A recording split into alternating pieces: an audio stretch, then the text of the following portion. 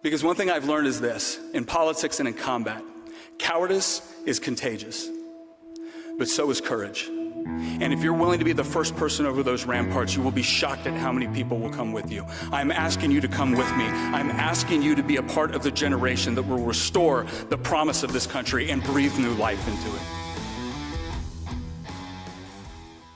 Hi, this is Nick Freitas, and today on Making the Argument, we're going to dedicate this podcast episode to answering questions that our viewers have sent in and our listeners have sent in for our podcast, as well as some other events that we've done through Facebook Live town halls and things of that nature. So over the last 15 episodes, we've gotten a lot of great questions from our viewers, and we just want to dedicate the time to answering those questions because we know, you can't possibly answer everything in 1 to 2 minute responses or in even a 20-minute podcast, especially when we're addressing some of these difficult, complex issues. So that's what we're going to do today. We're going to dedicate ourselves to that. The other thing that we want you all to understand is we do read your questions. We do read your comments. We try to make sure that whatever content we're providing on the podcast is actually fueled by the feedback that you're giving us and the arguments that you would like to learn how to make or the issues that you want more information on, so that when you're engaging in those conversations with friends, family, and coworkers, you feel confident on presenting the arguments for conservative values and principles in a way that is successful. So without any further ado, let's go ahead and get to your questions. So the first one I want to get to here is from Janice, and it was from our cronyism and capitalism episode. If you remember, one of the things we talked about there as well was the role of lobbyists within government. How do lobbyists interact with politicians? Is lobbying a good thing? Is it a bad thing? And Janice said, these podcasts cost money, as do travel and other campaigning. Where is your financing coming from? You can say you will not deal with lobbyists that try to buy you, so tell us about your financing. Great question. So we get financing from donors. So again, this podcast is being run through our campaign, our nick4va.com. This is our congressional race here in the Virginia 7th District. And we get donations from all over the 7th Congressional District in Virginia, all over Virginia, and really all over the country.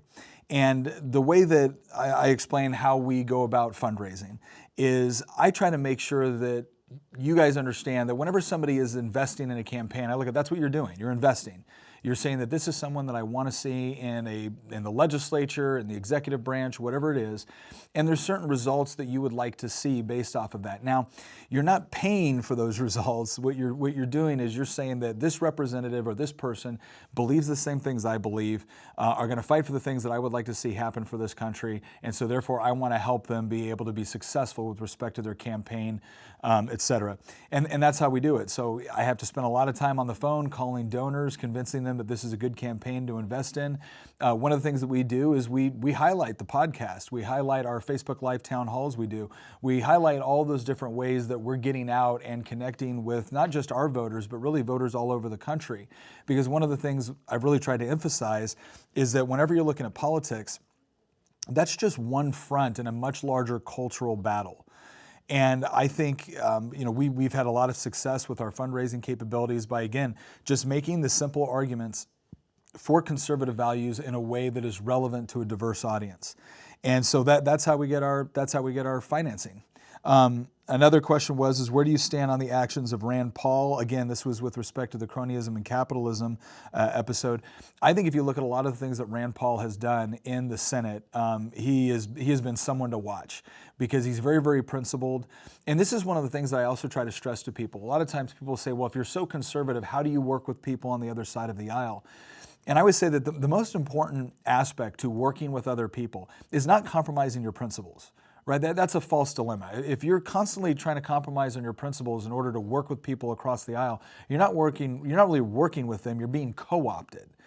All right, genuine compromise or genuine teamwork doesn't involve either side having to surrender on their core principles or their core values.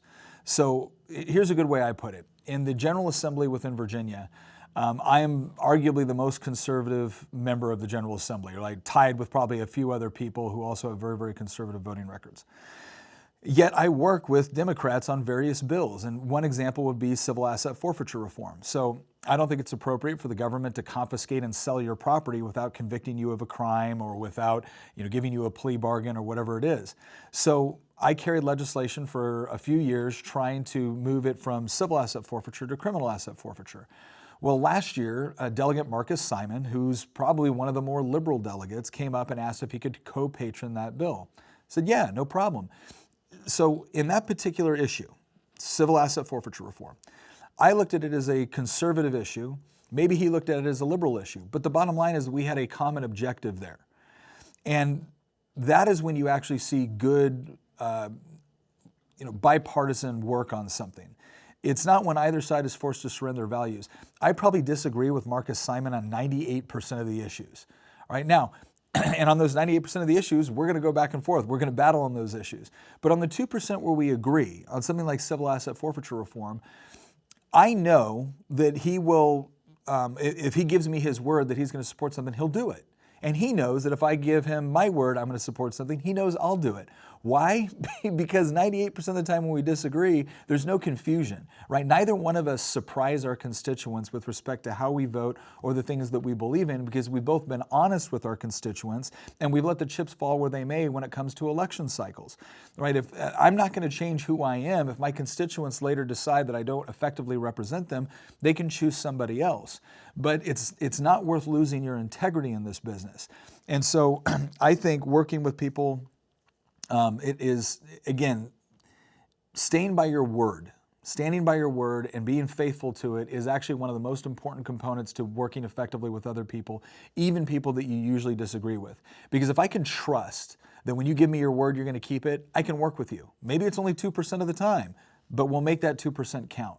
Rand Paul has just done an excellent job on a variety of topics. When it comes to cronyism and capitalism, he's one of the people that's truly understood that there is a difference between the two. Cronyism is not capitalism. Capitalism requires the free, voluntary exchange between people. Cronyism is using the government to give yourself an advantage over your competition. And unfortunately, a lot of Republicans, I think, confuse the two, but Rand Paul is not one of them, and I think he's done an excellent job. And then the third part of that question was, what person or persons in Congress do you admire and would stand with? I think Senator Rand Paul, Senator Mike Lee, Ted Cruz, Congressman Ben Cline, Congressman Jim Jordan, and there's several others that I would admire, be happy to stand with. The thing that I always tell people, though, is there can be people that you admire in politics. There can be people that you think you're going to work with a great deal of the time. But by the same token, my vote is my own, and I have a responsibility to do what I told my constituents I do and to stand up for those beliefs. And so if for some reason there's one time where I can't work with someone or I can't agree with somebody on something, that doesn't mean a friendship is lost. It doesn't mean that I don't overall support that person. It just means that I have to stay true to the values that I told my constituents I would effectively defend. So Janice, I hope that answers your question, and thank you very much for sending it in. All right, we got another one here, and this one was on the Scott Jenkins episode. So Sheriff Scott Jenkins, he's my local sheriff in Culpeper. He's gotten a lot of national attention. He was one of the first sheriffs, I think he might have been the first sheriff, to talk about deputizing citizens should the government come in and try to confiscate their firearms, because obviously if you're a sheriff's deputy, you have authorization to carry some of these things as a member of law enforcement. And Scott was one of the people that talked about the fact that he doesn't have limitations on who he can deputize, and who he can deputize is not limited to within the county that he represents. And so we had a great episode with Scott Jenkins talking not only about that, but really talking about the role of the sheriff in protecting our constitutional rights. And I can't recommend that episode enough. I think it provides a unique perspective on the role of different types of law enforcement within the country, the history of it, and what they're there to actually do. But Joe Milosevic had a question where he said, with the pandemic causing staffing issues, it does make one wonder what capabilities that the sheriffs have to emergency deputize individuals to fill gaps in the force. Would the state have to provide the emergency funding for the staffing issue? So here's what you need to understand about that. You can be deputized as a reserve officer. You can be deputized as someone that is only going to serve a minimal amount of time or a minimum amount of commitment during the week to the sheriff's office. So it's not as if you're having to staff a bunch of full-time positions. So there's different authorities for the sheriffs to be able to deputize people where they're not collecting the same pay as a full-time officer. And that's how I think you would run into a situation where you can still deputize and it doesn't completely basically break the budget of the sheriff's office. And I think that's one of the things that Sheriff Jenkins is talking about, is moving into a role where you have auxiliary people that can be called up when they're needed, but they're not paid just because they've been deputized. And so that would create a situation where you're no longer dependent upon a governor like we have in Virginia, Ralph Northam, who would clearly not support what Sheriff Jenkins is trying to do to protect our constitutional rights. Sheriff Jenkins can still exercise his authority without creating a huge budget issue. So Joe, great question. I hope that answers it for you. Had another one here on our episode with Devin Nunez. So for those of you who don't know, and I'm sure most of you do, Congressman Devin Nunez, great guy. He was the former chair of the House Intelligence Committee, and now he's the ranking Republican member on House Intelligence. House Intelligence Committee was the one that really reviewed all the different information when they were considering the impeachment for President Trump. And I mean, we all saw how it just went into a complete show trial as soon as the Democrats and Adam Schiff took over that committee. Devin Nunez was able to come on and actually really give us some insight and perspective on what was going on behind the scenes, what the Intelligence Committee is supposed to do, what it's currently doing under the Democrats, how the media has responded to it. Again, it was a very informative episode if you kind of wanted to get an idea of the mindset and what was going on behind the scenes with respect to the whole impeachment. I call it a show trial because that's what I think it was. But he also talked a little bit about our intelligence community and what the Intelligence Committee oversees. And Chip Isabel had a great question, said, why do we need 17 agencies? Why not have one agency with 17 divisions that report up to one executive committee? We might have half a chance of someone knowing what everyone is doing. Seems like a lot of waste and very inefficient. So Chip, a good point. Here's a couple of I'm going to try to be fair to both sides of this. I do think that some consolidation would actually be appropriate.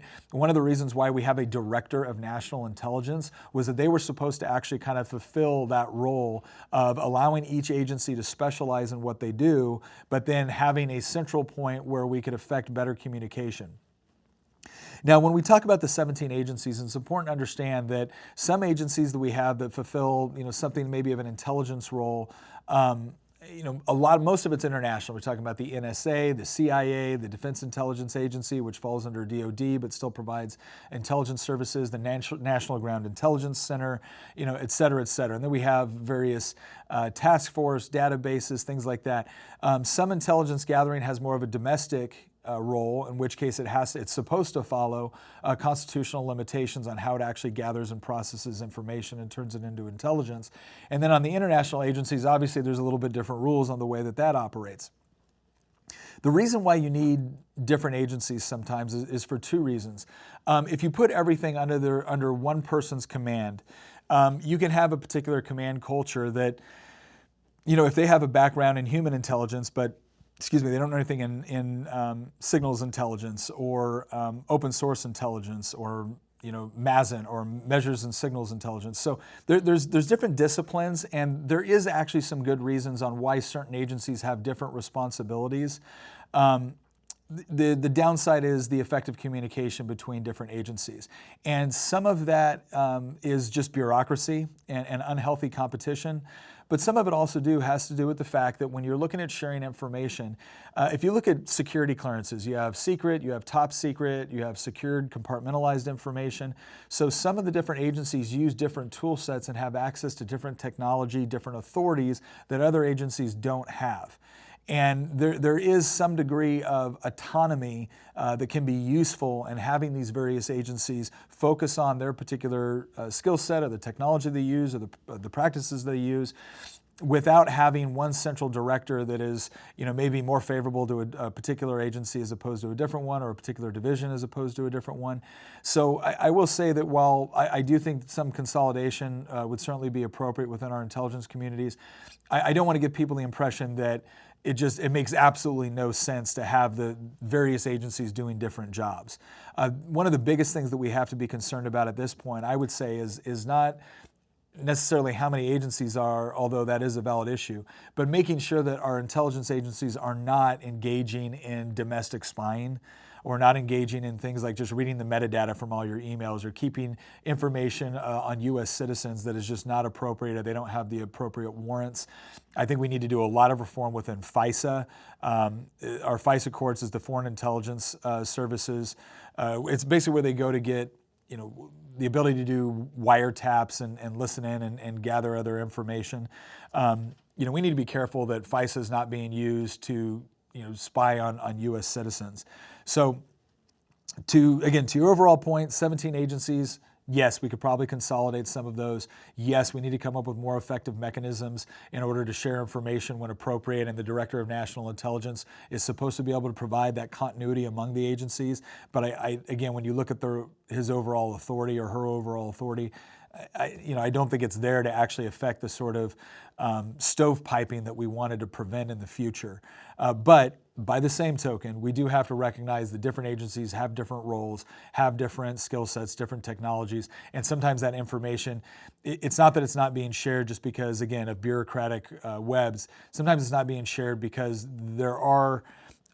there can be problems. The more people that have access to information, the more probability you have for leaks and everything else. And so that's why you do see, there's ineffective stovepiping, and then there is some stuff that is put in for security reasons. So I know it's kind of a convoluted answer. I'm sorry I can't give you a better one, but I worked somewhat in intel. My last job in Special Forces was as an 18 Fox, which is a Special Forces intelligence sergeant. I think it was the greatest job in the military because not only did I have the responsibility of going through and doing analysis and breaking out all of these different terrorist networks and getting reports from different agencies, from different sources. Sometimes we're throwing up unmanned aerial vehicles in order to get, imagery analysis. Then we're doing, geospatial analysis, signals intelligence, human intelligence, open source, and then bringing it all together in order to create a complete picture. And then as an 18 Fox, I didn't just hand that off to someone else. As an 18 Fox, I got to go execute that target. So our team, usually with our Iraqi scout platoon and whatnot, we would go hit the target that I got to develop the intel on, and so it was a great job. And so that's the perspective I'm coming from. Again, Chip, hope that answers your question. Probably not as satisfying as either of us would like, but again, some of these are fairly complex. So we got another question here from Joe on criminal. We did an episode on the conservative approach to criminal justice reform. So again, I think there's this idea, and I think it's somewhat fostered by popular culture, but also fostered by some of the advocates for criminal justice reform, as if it's automatically anti-law enforcement. And in our episode, A Conservative Approach to Criminal Justice Reform, I was laying out the case for the fact that, no, conservatives want law enforcement reform and criminal justice reform as well. We're very, very big on protecting civil liberties and constitutional rights. Our approach to it is very different. We don't see the police as the enemy. We see the police as performing a necessary function, and we're very appreciative of the fact that we have men and women in blue that are willing to go out there, put themselves in dangerous situations in order to protect people. Our question is how do we best equip them to do it as effectively as possible while maintaining a healthy respect for the Constitution, for civil liberties? And again, a lot of our solution to that has to do with the decentralization. Stop trying to run every law enforcement agency from Washington, D.C. or from state capitals. Community policing, time and time again, has demonstrated to be one of the most effective ways to really prioritize what the community wants their law enforcement to focus on, as opposed to what politicians in distant capitals want them to focus on. And so that's a huge part of our criminal justice reform package. Another part is actually asking legislators to be a little bit more humble about what they do. The way I usually put it is men and women in police force live at the business end of every stupid idea politicians turn into law. And those same politicians that write these laws, that lead to altercations with the public, never want to take personal responsibility for the fact that they've overly criminalized society, or they've created a lot of opportunities for there to be altercations with police and citizens, in a lot of cases where there probably shouldn't be. And so, again, our approach, we have something of it's a pro-citizen, pro-liberty, pro-law enforcement, and pro-rehabilitation. Conservatives don't want people locked up forever. We want people to be safe, and if someone's run afoul of the law and they need to be locked up, look, if they've hurt another human being, our approach is their first priority is restitution to the victim. A lot of the problems that I have with some of my Democrat colleagues is when they talk about criminal justice reform, they always talk about it from the perspective of, well, we need to release people. Like, well, wait a second. If somebody is in jail or incarcerated because they hurt another human being, whether they stole from them or physically abused them or whatever it is, no, incarceration might be the appropriate response, because my first sympathy is going to go toward the victim. Right? But when someone has demonstrated that maybe they were younger and they made a really bad mistake and they have rehabilitated, great. We want to afford them an opportunity to be able to go back into society and be successful. But they need to pay restitution to their victims. They need to pay for the crime that they did because they hurt another person. So that's our approach. But one of the questions I got in there had to do with, early in the video, you spoke about the need to extend grace to law enforcement because they are human and make mistakes. To what extent does the need to extend grace go? Is there a bright red line that the mistakes of law enforcement should not cross and be expected to have grace extended to them? Absolutely. So when I was talking about grace being extended to law enforcement, what I was saying was more of, a lot of times the press will put out 30 seconds of a 2-minute video, and everybody is making decisions about what that officer did or what that officer didn't do based off of what they saw with incomplete information. And so I'm not talking about extending grace to an officer that's corrupt. I'm not talking about extending grace to an officer that's abusive, right? That is a betrayal. Any officer that uses their power and authority and to deliberately infringe or hurt another person or enrich themselves through corrupt means, I don't want any grace for them. I mean, on a biblical level, yes, I want grace, but from the law, no. That's someone that has not only committed a crime, but they have betrayed the trust of the people they're supposed to serve by committing that crime under the color of authority.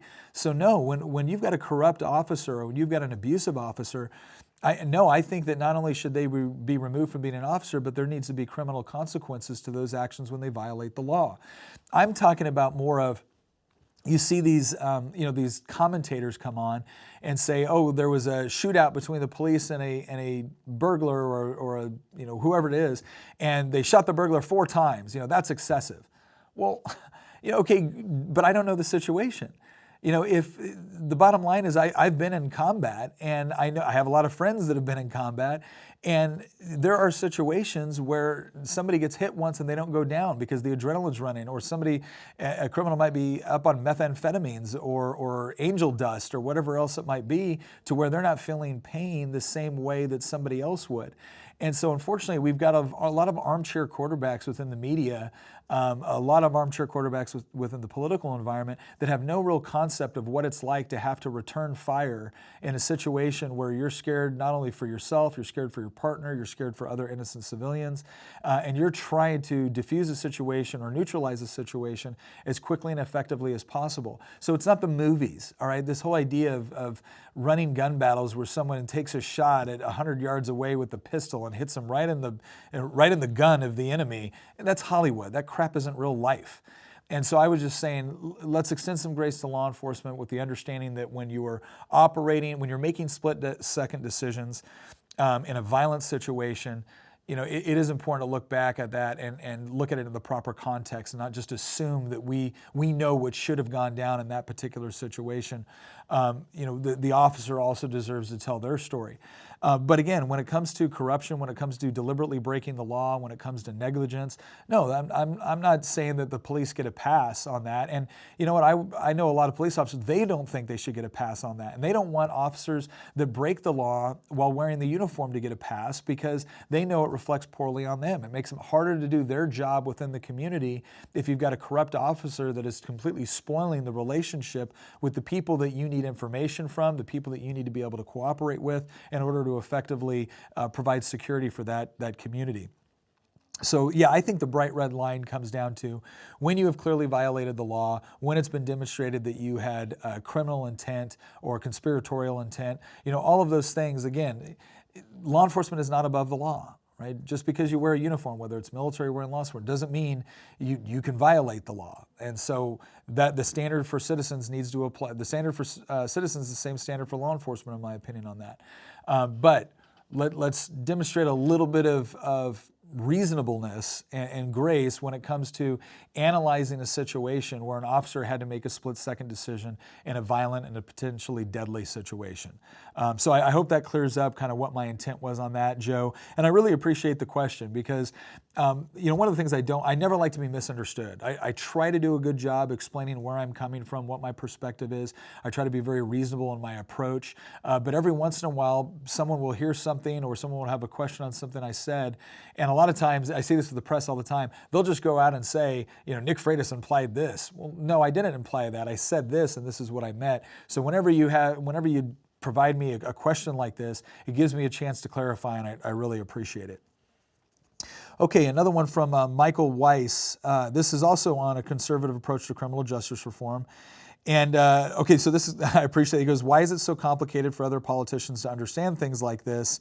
Why can't they just use common sense and logic? Why is this such a foreign concept in politics?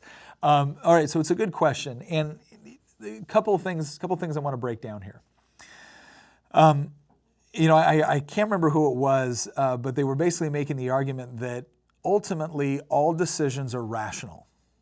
That doesn't mean that every decision is good. It doesn't mean that every decision follows out to a very strong logical conclusion. It doesn't mean that every decision follows the data in a comprehensive way in order to come to arrive at truth. But every decision is rational, which means you have to look at the motivation for why a politician is doing something. There's this theory that when politicians make a decision, it's just they only have the best interest of their constituents in mind. Well, I think a lot of them do. I think a lot of them think they do, and I think a lot of them convince themselves that they do. But ultimately, politicians respond to incentives just like everyone else in society. And those incentives are kind of determined based off of a couple of things.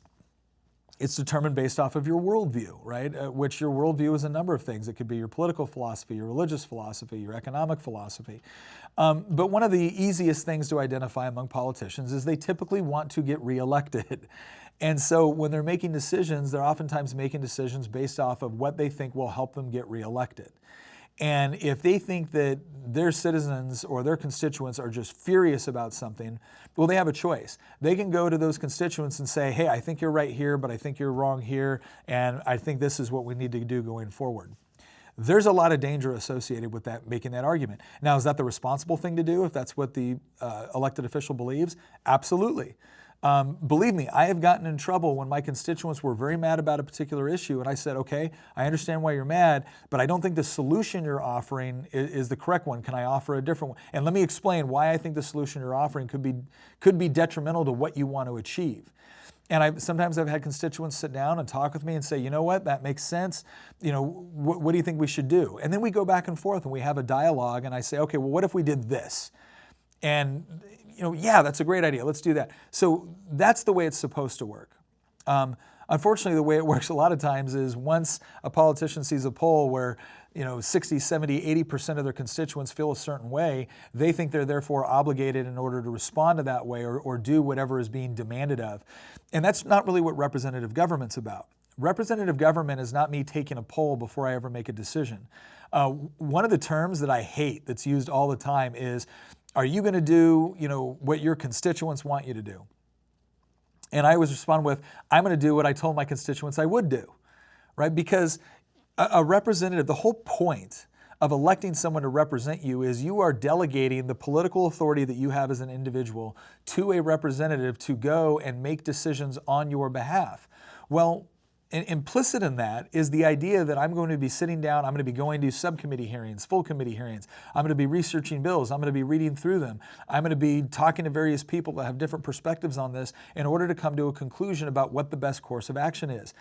The vast majority of our constituents are not doing those things because they've delegated that authority to us. They're living their lives. They're running their businesses. They're doing all the other things that they're supposed to do and that they need to do.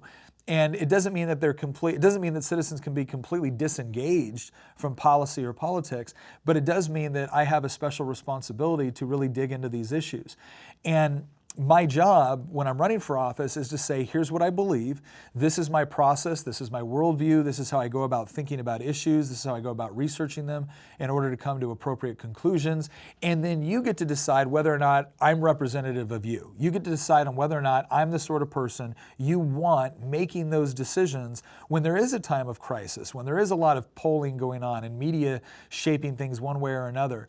But that's one thing I always emphasize is if you get your identity through politics, and I think this goes to the heart of your question, Michael. If you really get your identity through politics, and getting elected is the most important thing to you, and I've seen good people come back where I'm like, why did you vote that way? Oh well, that's what my constituents want. I'm like, yeah, but it's not right. It's not good policy. Well, yeah, but that's what they want, and every once in a while you got it. I'm like, well, no, that's an abdication of responsibility. If you don't think it's good policy, your job is to then go back and explain why it's not good policy. And if that costs you an election, so be it.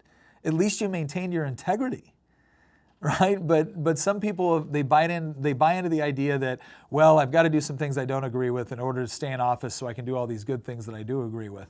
Well, if you do that, you're going to find yourself more and more, compromising to where at some point you really got to question, are you doing more good or more bad by putting your name onto something that is not right and then pushing it down the road.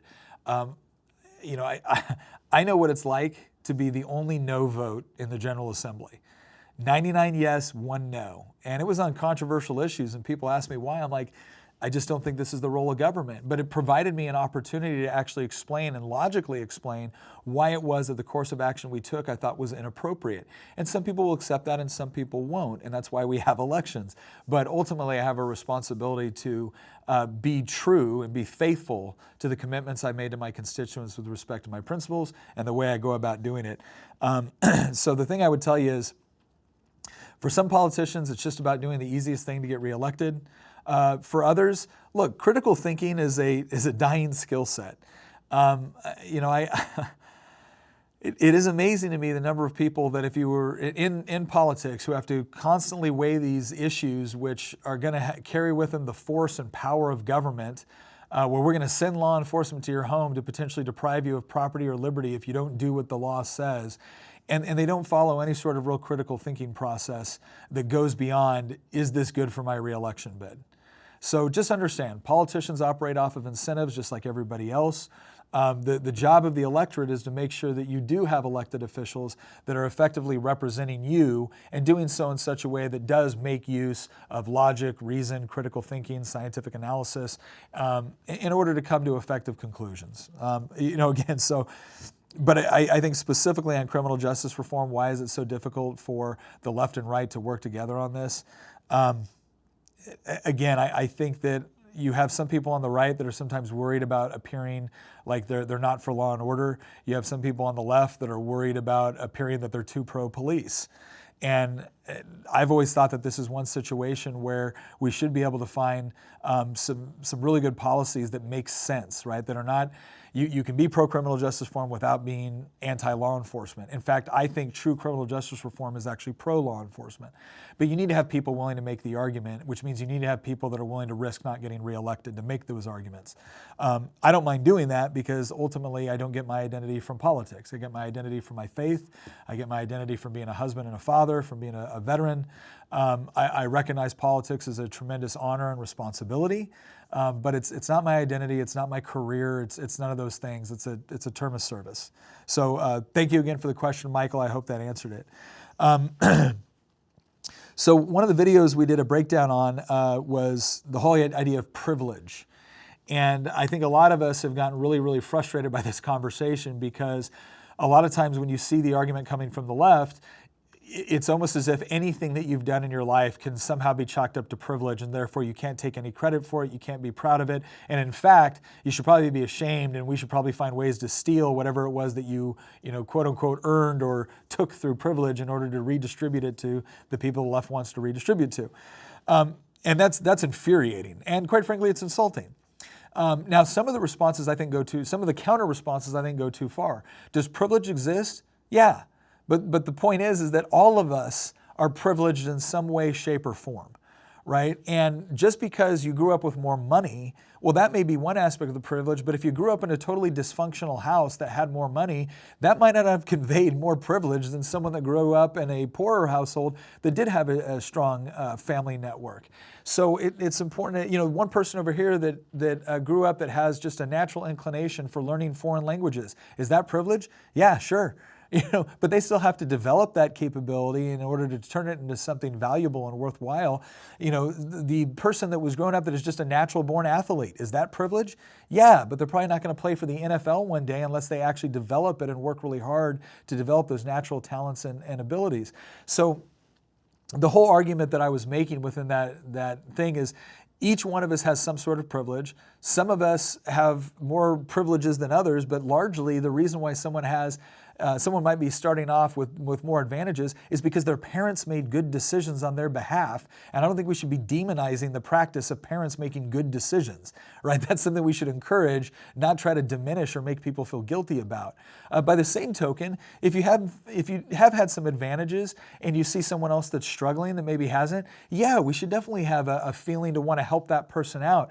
I think one of the fascinating things about America is that we love underdogs, right? We love the story of somebody that rose above their circumstances and just really, accomplished something. It's one of the cornerstones of the American experiment. The idea that regardless of where you start off in life, in America, you can go as far as talent and hard work will take you, because the government and society is not going to come in and try to stomp you down like it did in most countries in the world, whether through an aristocracy or some sort of royal, class system or whatever it is. That's not who we are as Americans. But we broke down this video and we talked about some of the flawed logic that was being used. And I was trying to be careful because I do think that the people that created this video had good intentions. I just think that some of the logic that they used was bad. And Deborah Evans asked, do you think the kids used in the privilege illustration were feeling set up and exploited? I don't know. I don't know. I think that they probably felt a little bit awkward. They probably felt a little bit uneasy. They probably felt a little bit guilty. And I think that was one of the things that bothered me about it is, for those of you that haven't seen the podcast episode, I encourage you to take a look at it. And if you can, watch it on YouTube, because you'll actually see, I'm describing the video if you're on Apple Podcasts or Spotify, but if you can go to our YouTube channel, you can actually see the video and what's going on. That was kind of one of my main problems with the way it was set up. Is, the guy gets everybody out in a line and he says, we're going to have a race for a $100 bill. And then he says, if you answer yes to any of these questions, then take 2 steps forward. And it was all questions like, if your parents are still married, take 2 steps forward. If you had a tutor, take 2 steps forward. If you're, if you never had to worry about where your next meal was coming from, take 2 steps forward. And then he did ones where it was kind of selective. You kind of knew the fix was in when he said things like, if you don't have to worry about paying for college for something other than your athletic ability, take 2 steps forward. Okay, well, why is athletic ability any less a privilege if you were born with certain talents that you developed, right? So that was some of the problems I had with it. But the biggest problem I had with it was this. He was making life out to be a race where all of us are competing against one another and one person wins. That's not what life is at all. Right? And if you view life that way and you're viewing everyone else as your competition instead of your fellow travelers, you're going to have a pretty depressing existence. What I have found is that life more often than not is not me competing with my fellow human beings, it's cooperating with them. We all have goals, and some of those goals are similar and some of those goals are completely different. So we're not all running to the same place. We all have different objectives, and it's beautiful when we can all work together in order to help each other achieve those objectives. And yes, some of it's going to be competitive. But even in the competition, it makes both sides better usually through the process. And what a envious and greedy existence to go through your entire life trying to find the privileges that somebody else has, to complain about it or to envy them or to suggest that they owe you something because their parents read to them at night. I mean, how absurd. Instead of focusing on the advantages other people have, why don't you focus on the advantages that you have? Because that's what a market economy and cooperation is all about. I had the same opportunity to compete in the NBA that Michael Jordan did. What I lacked was any sort of natural ability, right? But that wasn't a bad thing. My life isn't worse because Michael Jordan was a wonderful basketball player. My life was better. I enjoyed watching him play. I would hate the idea that anyone would try to come in and shackle somebody or prevent them from doing their best because they might be better at something than I am. No, I want to find the thing I'm best at. So instead of this obsession with, oh, well, that person has that advantage or that person has that privilege, why don't we just let everybody be the best they can be? And one of the things that I find so amazing, and one of the experiences I've had from my life, is this idea that if you grow up with wealth and privilege, then that automatically means that you've got all these advantages. You know, some of the loneliest people I've ever met and some of the most dysfunctional people I've ever met grow up in wealthy households. Some of the most successful people I've met had to build everything from the ground up. And a lot of it was about their perspective. I saw people that had the advantages of maybe wealth that flaunted it or didn't actually take advantage of it because they just thought it was owed to them. I've seen other people that had all kinds of challenges in life and they looked at it as an opportunity to rise above. So look, privilege, talent, that only gets you so far. Right? Your ability, how you look at a situation and how you choose to engage with challenges, that's what really determines success more often than not from what I've found. And so I don't know if the kids in that illustration felt a little bit set up or exploited, but I do think on some level, whether it was intended or not, they were made to feel guilty about good decisions their parents made. And I think that's ridiculous. In fact, if you wanted to make that more effective, here's what you should have done. Line up all the parents and say, okay, how many of you have made good decisions based off of X, Y, or Z? All right, understand something. The more good decisions you make, the more of a stable environment you provide for your children, the more opportunities that you're providing them in life. That would have been a much better perspective on the whole concept of privilege or advantage. Is what can we do to make sure that we are providing these advantages to our kids? Because I'm sick of people saying that, well, whenever there's a disparity, there's an automatic cause for the government to come in and try to fix it. And a lot of the problems that we see ourselves in right now are a direct result of the government trying to fix a problem that they had no capacity, no real insight, and no real place to fix in the first place. The government's job is to, again, protect your liberty, provide equality of justice before the law, but nobody can provide equality of outcomes. Can you imagine the amount of oppression and violence that would be necessary to achieve equality of outcomes? So, again, I think, I think that's what we need to do. Is just focus more on the opportunities that you have, the challenges that you're facing, and how you're gonna address them. And that was one of my biggest problems. Is the seed that was being planted in those kids' minds, I don't think was simply, hey, help somebody out that might not have the same advantages, because I think that's a good message. And I think that was probably what was intended. But there was a lot of other things that were put in there that could lead kids to some really, really bad conclusions, especially bad political conclusions about what society's role versus the individual's role is with respect to helping other people. Okay, we have another question here. We're going to mix it up a little bit. Like I said, every 8 p.m. on Tuesday nights, I do a Facebook Live town hall, and we answer a lot of questions about policy issues and things like that. And Phil Summers said, from an economic standpoint, keeping the economy strong, etc., please explain your stance on free markets. So here's what the free market is, and we've done this a little bit. We've talked about socialism versus capitalism. We've talked about cronyism versus capitalism, and we're going to have some more podcasts coming up in the future when we actually talk about fascism versus capitalism, because there's a lot of talk now about fascism and Antifa and things like that, and people on the right are always accused of being fascist, but when you look at the actual economic policies of fascist governments, whether it was Germany, Spain, Italy, what you find is they bear far more resemblance to more leftist-oriented political philosophy and economic policy than they do conservative. But here's what free markets are. And it's interesting. I'll give you an illustration. I had somebody say once, well, Nick, you're pro-business. And I said, well, I'm pro-free market.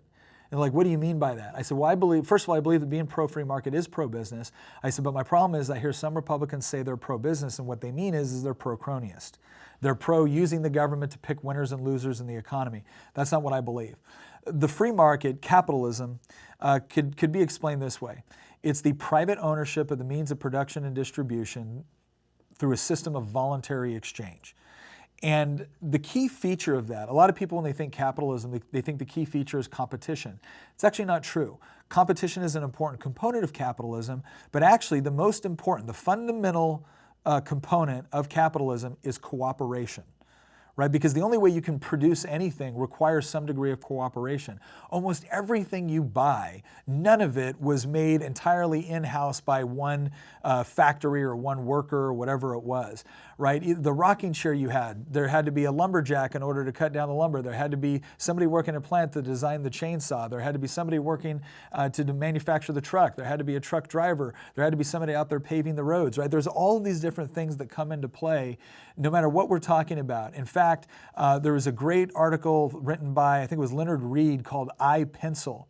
And he does a great job of explaining how complex the means of production are to create a pencil and everything that goes into making it, and the thousands of people all over the world working together in voluntary cooperation to bring you a pencil at a very, very affordable price. So that's what free markets are. It's about voluntary cooperation in the exchange of goods and services to mutual benefit. You know, that's the other reason why I think that there's too much emphasis among Republicans on competition, because competition implies that there's a winner and a loser. And what's amazing about 99.999% of transactions is that they're both winners at the end of them, right? When I give you the $5 in exchange for the coffee, I wanted the coffee more than I wanted the $5. You wanted the $5 more than you wanted the coffee. And so now both of us are better off as a result of the transaction. So we should want as many of those sort of positive voluntary transactions as we can possibly get, because that's what keeps the economy going. So I think that one of the reasons why free markets sometimes get a bad rap is because free markets are sometimes blamed for things that are inherent in human nature. So humans are fallible. We make mistakes. Sometimes we have, bad end states, right? That doesn't stop with the economic system you choose. The real question with the economic system is what sort of incentive structures are being created as a result of it. So in a socialist system, you don't have an incentive to work hard because you're not really rewarded for extra hard work. You have an incentive to try to get out of work because you're kind of paid the same as a result. You're not really incentivized to seek, to engage in entrepreneurial endeavors, which actually lead to greater innovation and efficiency and effectiveness, because again, you're not rewarded for any of that. In a socialist system, you're just kind of rewarded for doing what the government tells you to do. And since their emphasis is on their version of equity as opposed to each person being able to, work or produce whatever they can to be more effective and efficient, you don't have an emphasis to produce. And that's what you see in it was amazing. I was talking to somebody I served in the military with who lived in communist Russia, and he was talking about how there was a big market for getting for basically paying off your doctor to get a sick notice. Because again, you were going to get compensated regardless of how hard you worked. Now, the way that the Soviet government cracked down on that was if you got caught doing that, there was very, very draconian punishments for it. So it was, socialism, communism, fascism, these are all very, very authoritarian systems when it comes to micromanaging the economy. Obviously we don't have a purely free market economy. Probably the freest economy in the world used to be Hong Kong before the Chinese communists started really cracking down. Singapore is another great example. The United States is usually within the top 10 to top 12. And the way that we look at a free economy is things like, do you have property rights? Is it easy to start a business? Are tax burdens low? Are regulatory burdens low? Is the monetary policy of the country sound? So again, I think the more freedom that we can put into the economy, the better results we're going to get. And again, that doesn't mean you're going to get perfect results, because it's still human beings. It's fallible human beings making these decisions. But the question that you have to ask yourself when you are trying to determine who should be making the economic decision, do you want someone making the economic decision that pays a real price or realizes a real benefit from getting the decision correct, right? Or do you want some politician making the decision based off of their desire to get reelected? Because for a politician, and I can't remember who made the statement, but he said democracy has to be more than two wolves and one sheep taking a vote on what to have for dinner, right? And when a politician figures out that if they steal from 49% of the population and give it to 51% of the population, they'll constantly get reelected, that is a recipe for disaster in society, because what you've essentially taught people is your ability to succeed in the economy is not based off of how well you serve your fellow citizens in the marketplace by providing products and services, but rather your key to economic success is how cozy you are to a politician. And that's really the breakdown here. I'm not just a capitalist or a proponent of free markets because it produces better economic results. I'm a fan of it because I believe it is vastly morally superior to every other economic system out there that tries to put decisions in the hands of politicians as opposed to in the hands of producers, the people that are consuming the products, et cetera, et cetera. So I hope that answers your question with respect to my stance on the free market. So these are all the questions that we've received today. I want to encourage you to ask more. This was a lot of fun for me. I love going through and answering questions because it does two things. One, it tells me what's really on your mind. It also tells me whether or not the point I was trying to get across in the podcast really hit, or if there's ways that I need to refine my messaging to make sure that I'm coming across, clear, concise. But again, this was a lot of fun for me, so I highly encourage you. Send us some questions. One of the best ways to do it is to go onto our YouTube channel. You can also go through our website, nick4va.com.